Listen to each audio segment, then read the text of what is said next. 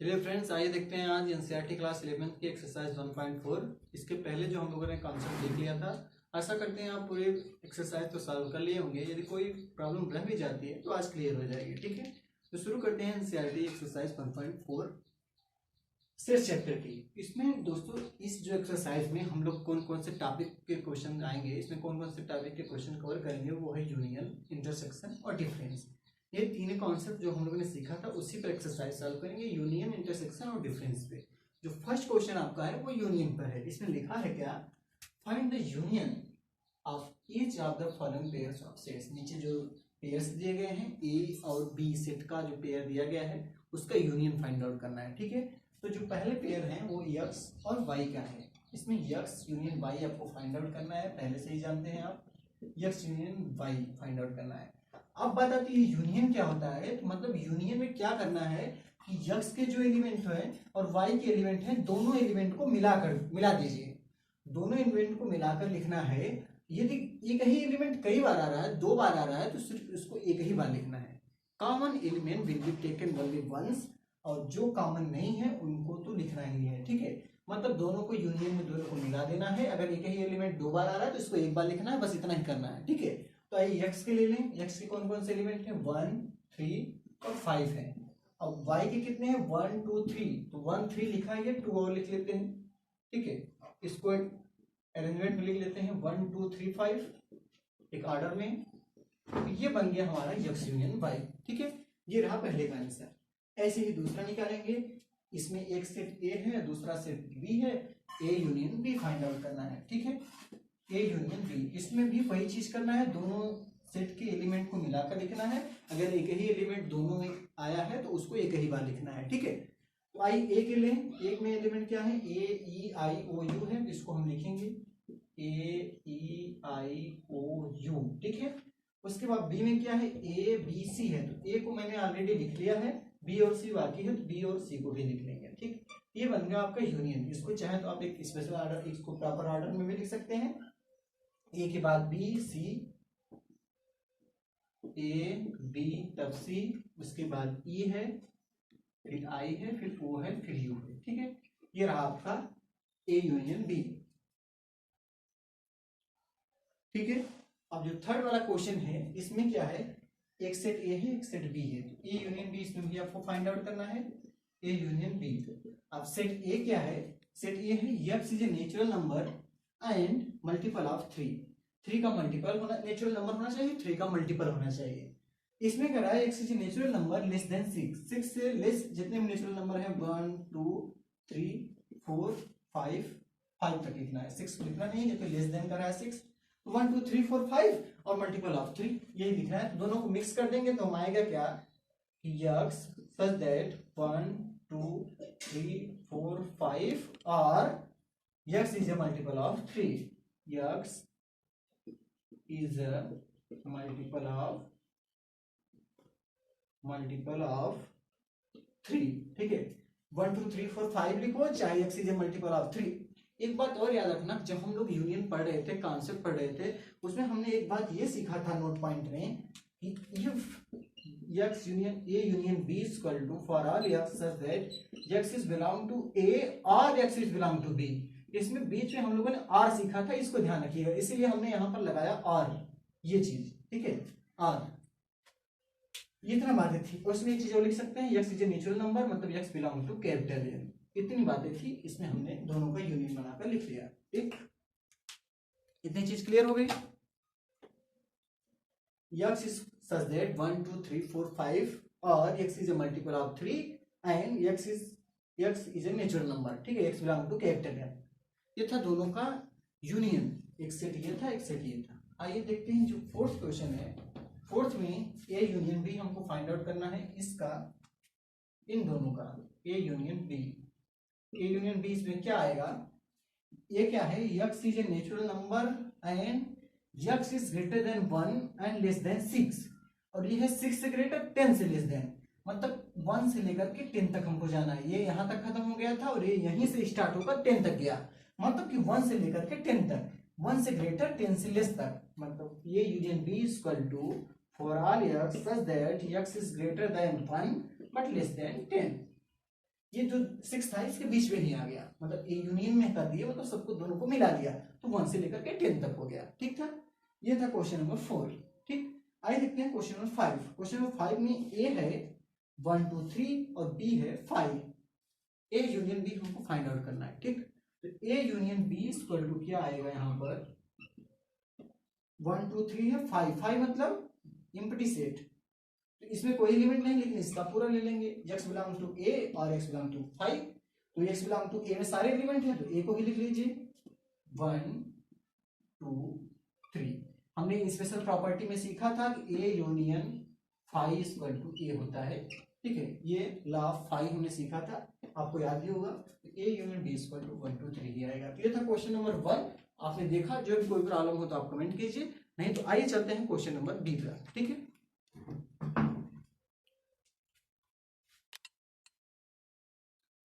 Question number 2। Question number 2 में है let A equal to A B, B equal to A B C. इसमें question पूछ रहा है, फर्स्ट क्वेश्चन क्या है, is A is a subset of B, and second what is A union B. ठीक है, A is a subset of B, एक बात याद रखिए, A is a subset of B, A B का सबसेट कब होगा, if A is contains in B, मतलब all the element of A is also all the element of B, मतलब all the element of A is available in set B। अगर A के सभी element B में हो तो A B का subset है। ठीक है, A के सभी एलिमेंट क्या है, A B है, तो A B इसमें है B में, हाँ है, तो सही है, तो A is subset of B, yes. अब इसमें रीजन पूछा होता क्यों, तो इसमें लिखते because all the element of A is available in set B।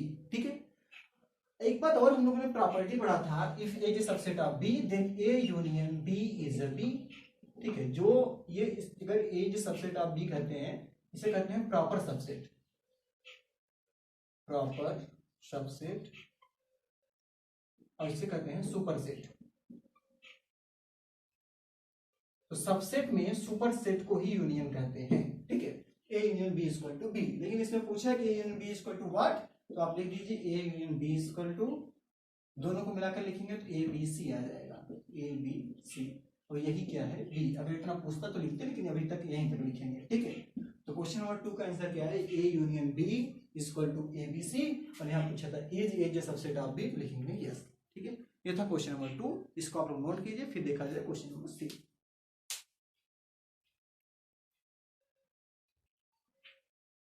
Question number 3 में है if A and B are two sets such that A is a subset of B, then what is A union B। इसमें करा है if A is a subset of B, then what is the A union B।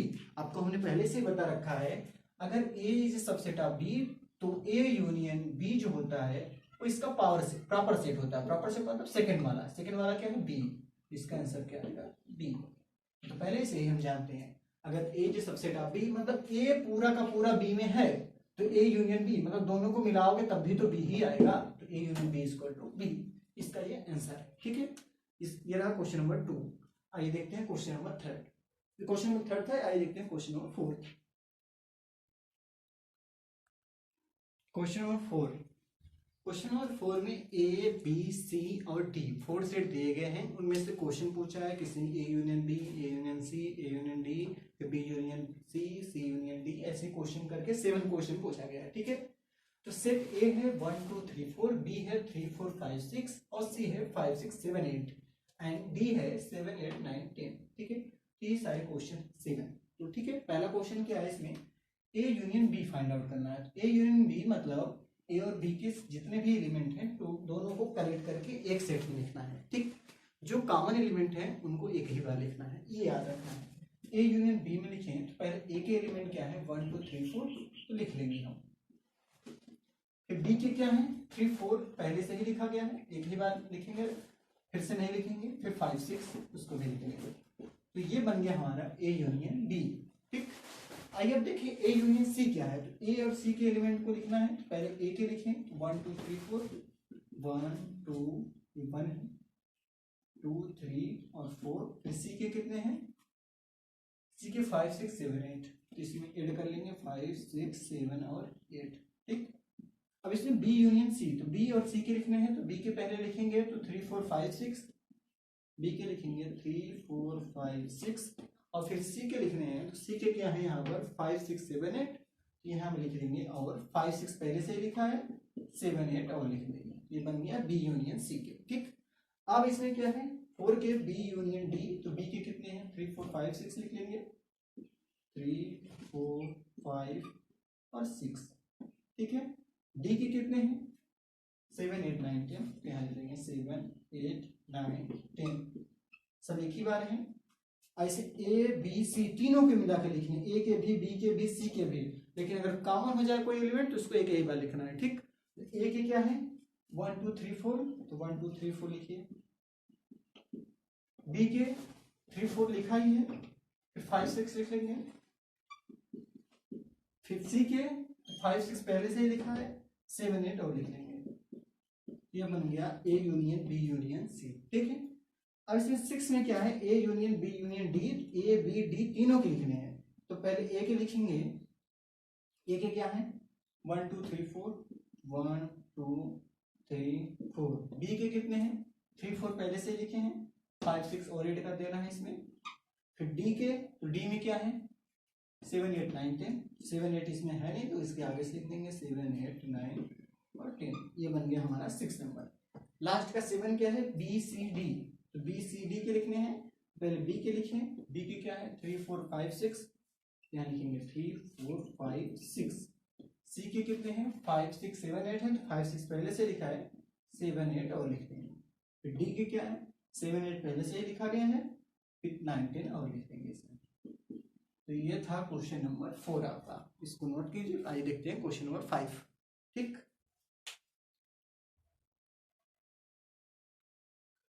Question number 6, question number 6 में है a equal to 3 5 7 9 11, b equal to 7 9 11 13, c equal to 11 13 15 और d equal to 15 और 17। इसमें find करना है a intersection b, b intersection c, a intersection c intersection d। मतलब ये जो क्वेश्चन है वो इंटरसेक्शन पर डिपेंड है। ठीक है, अभी तक हम लोगों ने यूनियन पर सीखा और ये है इंटरसेक्शन पर। इंटरसेक्शन में है a इंटरसेक्शन b, तो इस इंटरसेक्शन का मतलब है कि a और b वाले सेट में जो कॉमन एलिमेंट होंगे, कॉमन एलिमेंट का सेट बनाएंगे, वही हमारा इसका होगा आंसर। ठीक है, तो कॉमन एलिमेंट क्या क्या है इसमें, तो कॉमन एलिमेंट ए और बी में कॉमन एलिमेंट कौन कौन से हैं, तो ए और बी में देखें 3 5 7 9 11 है और इसमें 7 9 11 13, तो 7 9 11 इसमें भी है, 7 9 11 इसमें भी है। तो ये जो कॉमन एलिमेंट है इसको हम लिख लेंगे, हमारा आ जाएगा ए इंटरसेक्शन बी, तो A intersection B equal to 7 9 11। ठीक है, ये हो गया। ऐसे बी इंटरसेक्शन सी में बी और सी सेट में जो कॉमन एलिमेंट होंगे उसको लिखेंगे। तो सी यहाँ है 11 13 15, इसमें 11 13, तो 11 और 13 दोनों में कॉमन है, तो 11 13 लिख लें, हमारा हो जाएगा आंसर 11 13। ठीक है, ऐसे ही A intersection C intersection D, तीनों में जो एलिमेंट कॉमन है उनको लिखना है। ए सी डी कहाँ है, ए 3 5 7 9 11 और सी में देखें तो 11 13 15। ए और सी में कॉमन कौन से हैं 11 कॉमन है, और डी में देखें तो 15 17। लेकिन इसमें 11 इसमें है नहीं, मतलब ए सी डी में तीनों में ऐसा कोई एलिमेंट नहीं है जो तीनों में हो, तो ए सी डी आ जाएगा आपका 5। 5 मतलब एम्प्टी सेट या नल सेट। ठीक है, तो इसमें आ जाएगा 5 आपका आंसर। ए इंटरसेक्शन सी देखें, ए सी क्या है आपका, ए और सी में जो कॉमन है, ए में है 3 5 7 9 11, इसमें 11 13 15, तो दोनों में देखें तो 11 11 दोनों में है, तो ए इंटरसेक्शन सी क्या आ जाएगा 11 आपका। ठीक, बी इंटरसेक्शन डी, मतलब बी और डी में जो कॉमन हो, बी में देखें 7 9 11 13, डी में 15 और 17, तो बी और डी में कोई ऐसा एलिमेंट नहीं है जो कॉमन हो, तो बी और डी का भी आंसर क्या आ गया एम्प्टी सेट अर्थात 5 आ गया। ऐसे ही A intersection B union C, तो इसमें क्या करेंगे पहले बी यूनियन सी निकालेंगे, बी यूनियन सी निकालें, जो आएगा उसको ए के साथ इंटरसेक्शन करेंगे। तो बी यूनियन सी क्या निकालें तो क्या आएगा B union C, B union C आएगा आपका, बी और सी को दोनों को मिलाकर लिखो, जो कॉमन एलिमेंट हो उसमें सिर्फ एक ही बार लिखना है, तो 7 9 11 13। ठीक है, उसके बाद सी में क्या है 11 13 और 15 इसमें और हो जाएगा, तो 11 13 को दो बार नहीं लिखना है, एक ही बार लिखेंगे, और 15 आ गया। तो इसका बी यूनियन सी क्या आया हमारा 7, 9, 11, 13, 15। और ए के साथ अगर मिलाए हम, ए में है 3, 5, 7, 9, 11, इसमें है 7, 9, 11, 13, 15। तो दोनों में कॉमन क्या है 7, 9, 11 इसमें भी है, 7, 9, 11 इसमें भी है। तो A intersection B union C जो आ जाएगा वो आपका आ जाएगा 7, 9, 11। ठीक है, इसका आंसर आपका हो जाएगा 7, 9, 11। हमारे पास प्लेस कम है, आप स्टेप बाय स्टेप सॉल्व कर लीजिएगा, आंसर हो जाएगा 7, 9, 11 इसका आंसर हो गया A intersection B union C का। इसमें देखें ए इंटरसेक्शन डी में, तो ए और डी में जो एलिमेंट मिले उसको लिखना है। ए और डी में क्या मिलता है, ए में 3, 5, 7, 11 है, डी में 15, 17 है। ऐसा कोई एलिमेंट नहीं है जो दोनों में मिले, तो क्या करेंगे ब्लैंक सेट आ गया, एम्प्टी सेट, इसको आंसर 5 हो गया। ऐसे इसमें बी यूनियन डी निकालेंगे पहले, तो बी यूनियन डी निकालेंगे तो क्या आएगा, बी और डी के दोनों एलिमेंट को मिलाकर लिखना है हमको। तो बी का पहले लिखेंगे 7, 9, 11, 13, ठीक है। फिर डी के लिखेंगे, तो डी में क्या है 15 और 17। अब इसमें मिला है ए इंटरसेक्शन बी और ए इंटरसेक्शन डी। एक बात ये याद रखिएगा, चलिए अभी बताते हैं। अब ए के साथ देखिए क्या कॉमन है, ए के साथ देखिए 3, 5, 7, 9, 11 है, इसमें 7, 9, 11, 13, 15, 17 है। दोनों में कॉमन क्या है, क्या है बी यूनियन डी और ए में, तो इसमें देखिए 7, 9, 11 है, इसमें भी 7, 9, 11 है। इसका आंसर आ जाएगा 7, 9 और 11। ठीक है, ये रहा आपका आंसर। जो दूसरा मेथड में ये कह रहा था कि इसको निकालने का जो दूसरा मेथड है वो ये है कि A intersection B union D है। अभी हमने एक प्रॉपर्टी सीखा था कि इंटरसेक्शन ओवर यूनियन। अभी एक फार्मूला सीखा था कि A intersection B union C, इसका फार्मूला होता है A intersection B union A intersection C. तो ए इंटरसेक्शन बी का आंसर क्या था हमारा 7, 9, 11। यहाँ लिखते 7, 9, 11 फिर यूनियन ए इंटरसेक्शन सी। और ए इंटरसेक्शन सी निकाले तो हम क्या आया था 11। अब इन दोनों का यूनियन करेंगे आप, तो 7, 9, 11 एक ही बार लिखेंगे, 11 फिर से है, 11 यहाँ लिखा है, 2 बार नहीं लिखेंगे, तो ये रहा आपका आंसर। वही चीज आया ये डिस्ट्रीब्यूटिव फार्मूले से। ठीक है, ये बताना चाह रहा था मैं। अब इसमें देखें A intersection B union C. इसमें ए इंटरसेक्शन बी निकालना है, तो ए इंटरसेक्शन बी पहले से हम निकाले हैं, क्या है 7, 9, 11, तो यहाँ लिखेंगे 7, 9, 11। फिर इंटरसेक्शन का साइन है बी यूनियन सी निकालना है, तो बी यूनियन सी निकालेंगे हम। निकाले थे अभी, कितना आया था बी सी, तो 7, 9, 11, 13, 15 आया था। 7, 9, 11, 13 ये पूरा लिखें।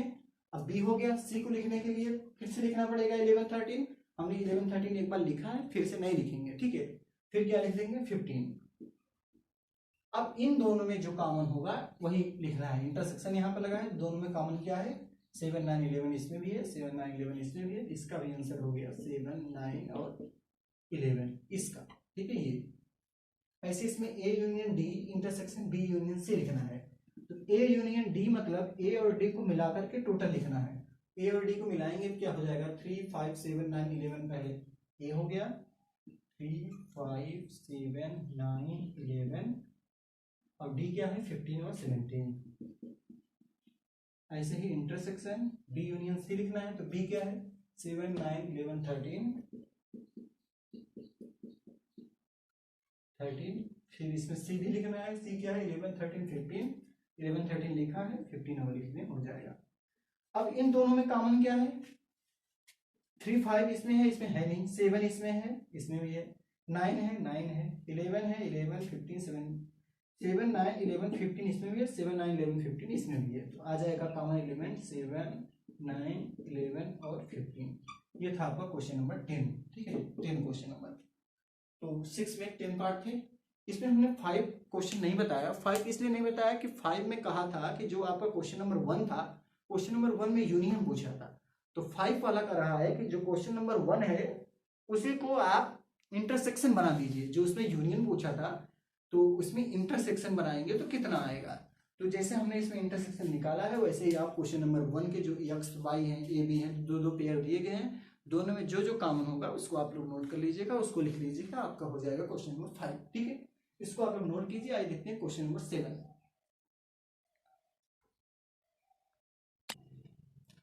देखा जाए क्वेश्चन नंबर 7।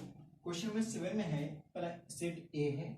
ए है x such that x is a natural number, b is B में है x such that x is an even natural number, और c है x is an odd natural number, और d है x is a prime number। ठीक है, इसमें अगर आप find A intersection B, A intersection C, A intersection D, B intersection C, B intersection D, C intersection D, यहां तक देखा जाए तो ये है A intersection B, A intersection C और ए इंटरसेक्शन डी।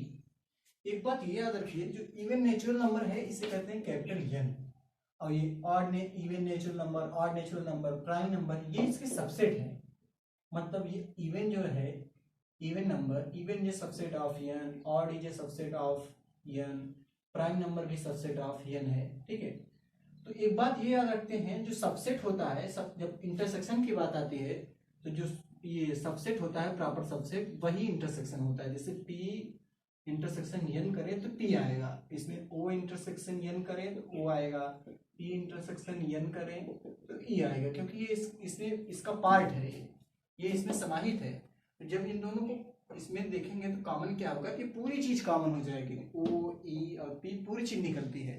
ठीक है, तो इसमें ए इंटरसेक्शन बी में देखेंगे इन दोनों में मिल क्या रहा है, ये तो पूरा इवन नेचुरल नंबर है, इसमें सब कुछ है, और इसमें केवल इवन नेचुरल नंबर है, तो इवन वाला भी इसमें है, तो दोनों में मिलेगा क्या, तो दोनों में इवन मिल जाएगा। तो दोनों का जो कॉमन पार्ट निकलेगा वो इवन नेचुरल नंबर ही निकलेगा। ठीक है, तो जैसे मान लीजिए कि ये 1 2 3 4 5 6 7 8 सो ऑन है, ये एक सेट है।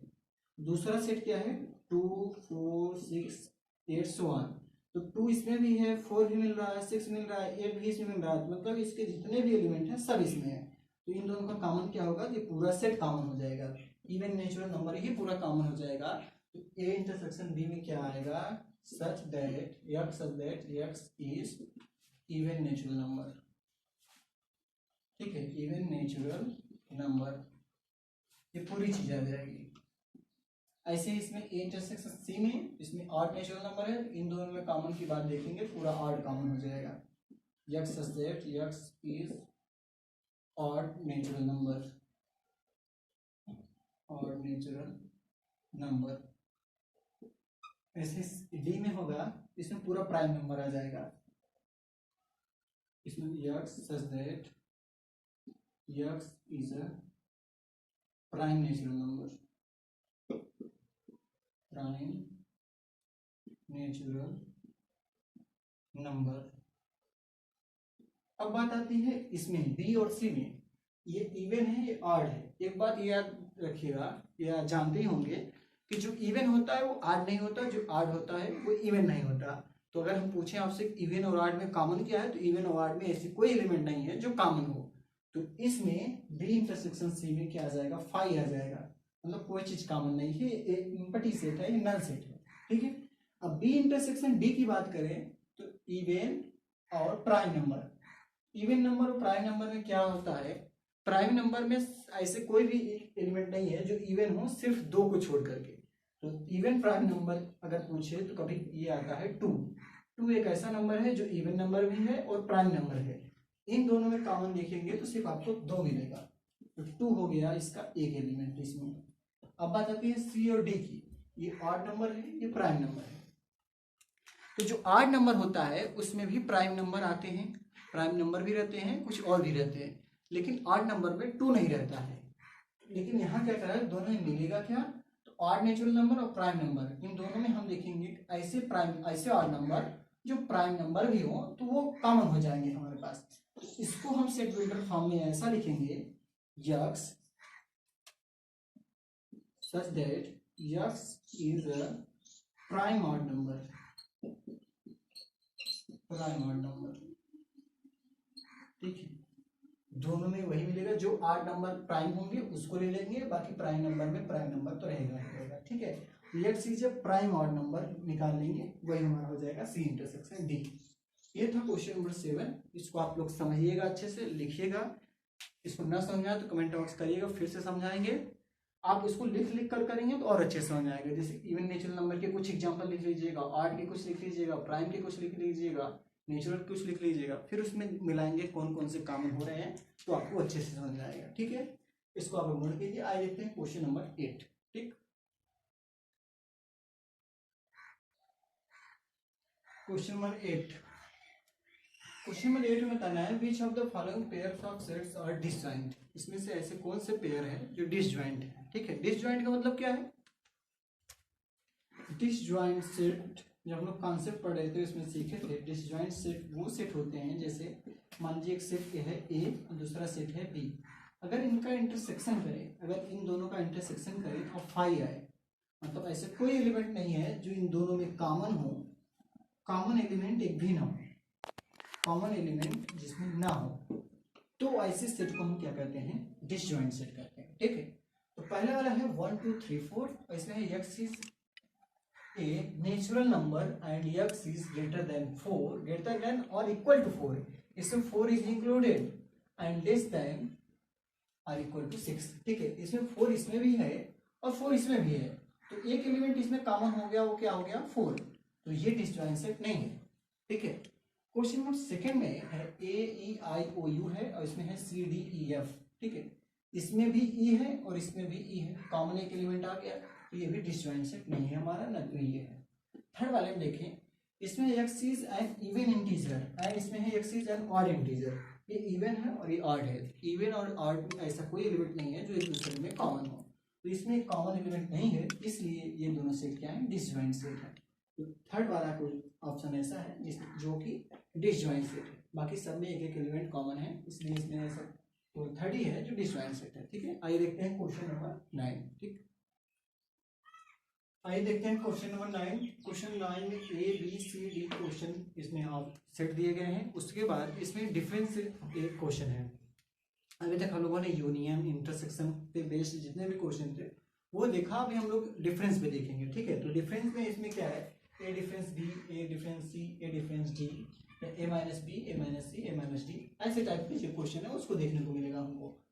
तो ए माइनस बी का मतलब क्या है यहाँ पर कि ऐसे यहाँ पर ऐसा सेट लिखना है जिसमें जिसमें जो एलिमेंट आएगा इस सेट में वो एलिमेंट ए के ही हो, बी के ना हो, या ए में ऐसे जो एलिमेंट हो जो बी में मिल रहे हो उनको निकाल देना है। ठीक है, तो ए माइनस बी करना है, तो ए से बी में देखिए कितने क्वेश्चन हैं, तो कितने एलिमेंट ऐसे जो हैं जो ए में मिल रहे हो। 4 इसमें है नहीं, 8 इसमें है नहीं, 12 भी नहीं, 12 है तो 12 को निकाल देंगे हम, 16 नहीं है, 20 भी नहीं है, तो 12 को बिसाइड 12 बाकी सब लिख लेंगे हम। इसमें 3 लिखेंगे, 6 लिखेंगे, 9 लिखेंगे, 15 लिखेंगे, 18 लिखेंगे और 21, तो ये बन गया ए माइनस बी। जितने भी एलिमेंट हैं वो ए से बिलोंग करते हैं बट बी से बिलोंग ना करते हो। ठीक है, वो है ए माइनस बी। अब ए माइनस सी के अंदर के कितने आएंगे? जो ए में हो लेकिन सी में नहीं हो। ठीक है, तो ए और सी में देखा जाए तो 2 भी नहीं मिल रहा है, 4 भी नहीं, 6 भी नहीं, 6 मिल रहा है तो 6 इसमें नहीं लिखेंगे, 8 भी इसमें है नहीं, 10 12 भी नहीं लिखेंगे, 14 भी नहीं है, 16 नहीं है, तो 6 और 12 को छोड़ करके बाकी जितने एलिमेंट ए में हैं सब वो लिख लेंगे, तो उसे कहेंगे ए माइनस सी। ठीक है, इसमें लिखेंगे हम 3 9 15 18 और 21। ऐसे ही ए माइनस डी करेंगे, ऐसे एलिमेंट जो ए में हो लेकिन डी में ना हो। ऐसे कहा है डी, 5 इसमें मिल रहा है, 5 नहीं है, 10 भी नहीं है, 15 है तो 15 नहीं लिखेंगे, बाकी और सब लिखेंगे, और 20 भी नहीं है तो 15 छोड़ करके बाकी सभी एलिमेंट इसमें लिखेंगे ए माइनस डी में हम। 3 6 9 12 अब 15 छोड़ देंगे, 18 लिखेंगे, फिर 21। ठीक है, ऐसे बी माइनस ए करेंगे। बी माइनस ए का मतलब ऐसे एलिमेंट जो बी में हो लेकिन ए में ना हो। ठीक है, तो बी में ऐसे जो भी एलिमेंट है जो ए के भी एलिमेंट हो तो उनको बी में से निकाल देंगे, बाकी जो बचेगा उसको हम लिख लेंगे बी माइनस ए में। ठीक है, तो 4 लिखेंगे, 4 ए में नहीं है, 8 भी लिखेंगे, 12 इसमें है इसलिए 12 नहीं लिखेंगे, फिर 16 इसमें नहीं है फिर 16 लिखेंगे, फिर 20 इसमें नहीं है, 20 लिखेंगे। ऐसे ही करते हैं, ऐसे सी माइनस ए निकालेंगे। ठीक है, सी में ऐसे एलिमेंट जो सी में हो लेकिन ए में ना हो, तो सी में जो भी एलिमेंट ए से मिलेंगे उसको नहीं लिखेंगे, बाकी सभी को लिख लेंगे हम। तो 2 इसमें नहीं है, 2 को लिख लेंगे, 4 को भी लिख लेंगे, 6 इसमें है इसलिए 6 को नहीं लिखेंगे, ए में है, 6 ए में भी था इसलिए 6 को नहीं लिखेंगे। उसके बाद 8 लिखेंगे, 8 ए में नहीं है। 10 भी ए में नहीं है, 10 को भी लिखेंगे। 12 इसमें है तो 12 को नहीं लिखेंगे। 14 इसमें नहीं है, 14 को भी लिख लेंगे और 16 को भी लिख लेंगे। ऐसे निकाला जाता है डिफरेंस। बाकी जो भी क्वेश्चन है आप कर लीजिएगा, बहुत ही सिंपल है। आइए देखा जाए क्वेश्चन नंबर 10। ठीक है,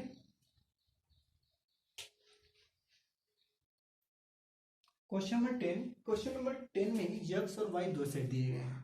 उसके बाद इसमें आपको फाइंड आउट करना है X minus Y, Y minus X और यक्स इंटरसेक्शन वाई। ठीक है, इसमें एक क्वेश्चन नहीं दिया है, यक्स यूनियन वाई भी दिया होता तो हमारे सारे क्वेश्चन, सारे जो कॉन्सेप्ट थे वो एक ही क्वेश्चन में आ जाते। हम इसमें ऐड कर ले रहे हैं एक क्वेश्चन और ऐड कर ले रहे हैं इसमें, यक्स यूनियन वाई। ठीक है, तो पहले यक्स यूनियन वाई निकाल लेते हैं। क्या आता है यक्स यूनियन वाई? मतलब जो यक्स में हो और वाई में हो दोनों को एकदम एक ही साथ कलेक्ट कर लेंगे, जितने भी एलिमेंट हैं तो वो हो जाएगा यक्स यूनियन वाई। ठीक है, तो पहले ए लिख लें, ए बी सी डी। उसको वाई में कितने हैं? एफ डी एक बार लिख चुके हैं, फिर से नहीं लिखेंगे। डी वो भी लिख चुके हैं, जी वो नहीं लिखे, लिख लिया। ये बन गया एक्स यूनियन वाई। इसमें था नहीं तो हमने ऐड कर लिया। ठीक है, उसके बाद आया है X minus Y. X minus Y मतलब ऐसे एलिमेंट जो यक्स में हो वाई में ना हो। ठीक है, यक्स में ऐसे एलिमेंट हो जो वाई में हो, उनको निकाल देंगे। एफ इसमें नहीं है, बी इसमें है, बी को निकाल देंगे। डी भी है, निकाल देंगे। जी इसमें नहीं है, बाकी जो एलिमेंट बचे वही लिख लेंगे। यक्स माइनस वाई मतलब वाई को निकालना है। यक्स माइनस वाई मतलब वाई को माइनस कर देना है। वाई को माइनस कर देना है मतलब जो भी एलिमेंट इससे मिले उसको निकाल देना है। बच्चा क्या, ए और सी लिख लिया हमने। आ गया यक्स माइनस वाई। ऐसे ही इसका जो सेकंड पार्ट है वाई माइनस एक्स का मतलब क्या है? अब वाई में से यक्स को निकालना है। ठीक है, अब यक्स के जो भी एलिमेंट वाई से मिलेंगे उनको निकाल देना है, वही हमारा हो जाएगा वाई माइनस एक्स। तो y में देखिए एफ इससे नहीं मिल रहा है, डी मिल रहा था, बी निकाल दिया हमने। डी भी मिल रहा था, निकाल दिया। बचा क्या, जी। तो इसमें आ गया एफ और जी, ये हो गया हमारा y minus x. Third question जो है यक्स इंटरसेक्शन y, मतलब यक्स और y जो दोनों में कॉमन एलिमेंट हो उसको लिखना है इंटरसेक्शन में। तो दोनों में कॉमन क्या है? a इसमें है, इसमें नहीं है। b इसमें है, इसमें, दोनों में कॉमन है तो b को लिख लिया हमने। सी इसमें नहीं है, डी इसमें भी है, तो दोनों को जो कॉमन था वो लिख लिया हमने। तो ये एक्स इंटरसेक्शन वाई का जो आंसर आया वो बी कॉमा डी आ गया। ठीक है, ये था क्वेश्चन नंबर 10। आइए अब देखते हैं क्वेश्चन नंबर 11।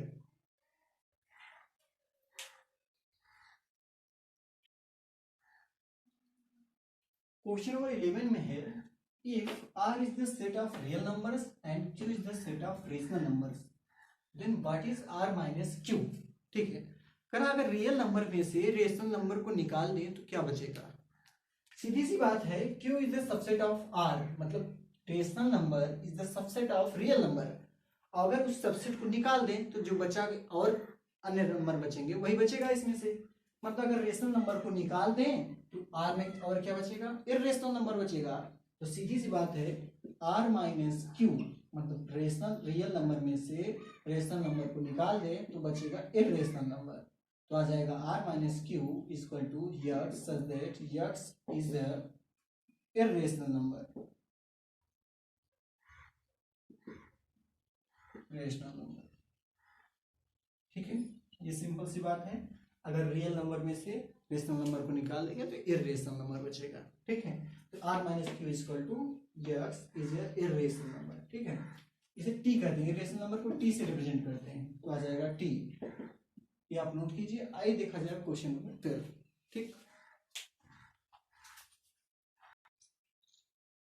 लास्ट क्वेश्चन है अब इस क्वेश्चन नंबर 12। इसमें है, state whether each of the following statement is true और फॉल्स, जस्टिफाई योर आंसर। ठीक है, जितने भी स्टेटमेंट दिए हैं 4 स्टेटमेंट दिया गया है, इसमें से बताना है कौन सा ट्रू है कौन सा फॉल्स है। ठीक है, और आपके स्टेटमेंट को जस्टिफाई भी करना है। पहला है इसमें 2 3 4 5 एंड 3 6 आर डिसजॉइंट सेट। ये सेट और ये सेट क्या दोनों डिसजॉइंट सेट होते हैं? डिसजॉइंट सेट का मतलब क्या है कि दोनों में एक भी एलिमेंट ऐसा नहीं हो जो कॉमन है। ठीक, देखिए इसमें 3 इसमें भी है, 3 इसमें भी है, एक एलिमेंट ऐसा हो गया जो कॉमन हो, इसलिए ये डिसजॉइंट सेट नहीं है। ये स्टेटमेंट क्या हो गया? फॉल्स हो गया। अब फॉल्स क्यों हो गया? Because in both sets 3 element 3 is a common in दोनों सेट में 3 एलिमेंट कॉमन है, जिस वजह से यह डिसजॉइंट सेट नहीं है, इसलिए ये स्टेटमेंट क्या है, फॉल्स है।